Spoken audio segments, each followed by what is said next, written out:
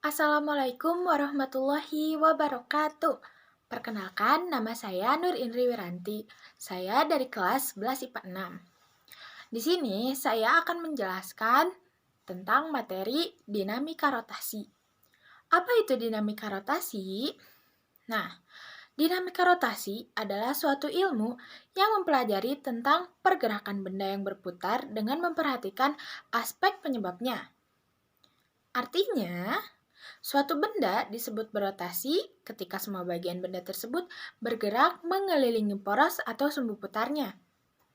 Nah, suatu benda berputar atau berotasi dikarenakan adanya momen gaya atau torsi. Apa sih momen gaya atau torsi itu? Nah, momen gaya atau torsi adalah besaran yang menyatakan gaya yang bekerja pada benda dengan jarak tertentu dari poros, yang mengakibatkan benda tersebut bergerak melingkar. Nah, rumusnya yaitu ada tau sama dengan R kali F. Nah, di sini saya punya contoh dinamika rotasi dalam kehidupan sehari-hari, yaitu saat kita membuka atau menutup pintu rumah. Saat membuka pintu rumah, kita telah melakukan konsep dinamika rotasi, yaitu bagian dari momen gaya. Gaya yang kita berikan akan tegak lurus terhadap pintu dan diberikan di gagang pintu agar kita bisa lebih mudah untuk membuka atau menutup pintu. Ketika kita menarik atau mendorong gagang pintu dengan gaya atau F, pintu akan mengayun terbuka atau tertutup.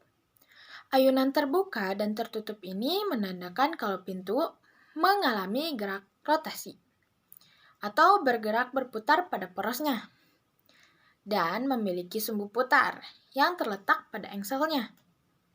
Nah, apa sih hubungannya membuka pintu dengan momen gaya atau torsi itu?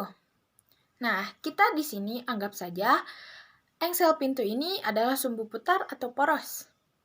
Maka, jarak gagang pintu dengan engsel merupakan lengan momen atau R. Kemudian, jika diperhatikan, momen gaya akan sebanding dengan lengan momen dan gaya. Artinya, semakin besar lengan momen dan gaya yang dikeluarkan, maka semakin besar pula momen yang akan dihasilkan.